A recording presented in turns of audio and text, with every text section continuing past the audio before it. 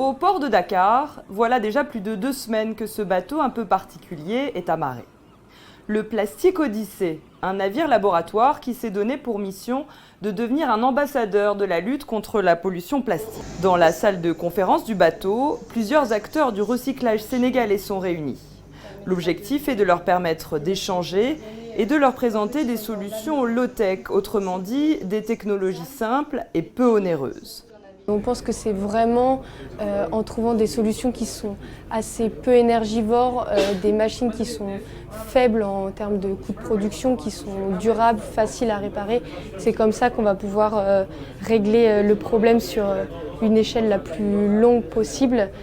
Des solutions présentées ici, dans l'atelier de recyclage, où certaines machines permettent de transformer les déchets plastiques en pavés ou bien encore en mobilier.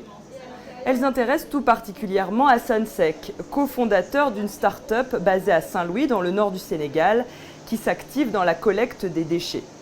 L'entrepreneur aimerait maintenant passer à la valorisation des déchets en produisant du granulat, mais il s'est heurté jusqu'à présent à la question des moyens. Oui, mais vous présentez. Pour avoir une machine capable de faire que ne serait-ce que le granulé, parfois ça peut aller jusqu'à 5-10 millions. On sait tous qu'aujourd'hui, dans les pays où nous sommes, donc en Afrique en général, il y a un problème de moyens financiers notamment. Donc pour créer une entreprise quand on est jeune et qu'on n'a pas beaucoup de moyens, parfois ça pose problème. Mais transformer les déchets plastiques n'est pas l'unique solution explorée. Il faut aussi supprimer la pollution à la base. Et pour cela, un grand programme de sensibilisation est mis en place à bord du Plastic Odyssey.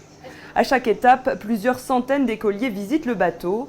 Maïté Abos leur présente différentes solutions concrètes permettant de réduire l'empreinte écologique, comme cette machine à laver les verres.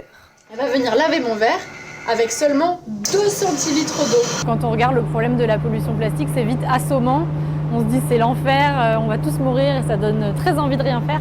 Et nous, on veut leur montrer qu'il y a des solutions qui existent, qu'aux 4 coins du monde, il y a des gens qui s'activent, il y a des initiatives qui naissent et que finalement, on a tous un rôle à jouer et qu'on a tous un pouvoir pour faire changer les choses aussi. Au total, 700 écoliers sont montés à bord lors de l'escale à Dakar, dont ces élèves de CM2 âgés de 9 à 10 ans. Quand ma mère m'envoie à la boutique, j'évite d'avoir des sachets plastiques. Je prends tout dans mes mains. J'économise déjà beaucoup de plastique et donc je vais essayer de faire encore mieux. Après Dakar, le navire français fera escale en Guinée, puis au Cap-Vert, avant de prendre la direction du Brésil.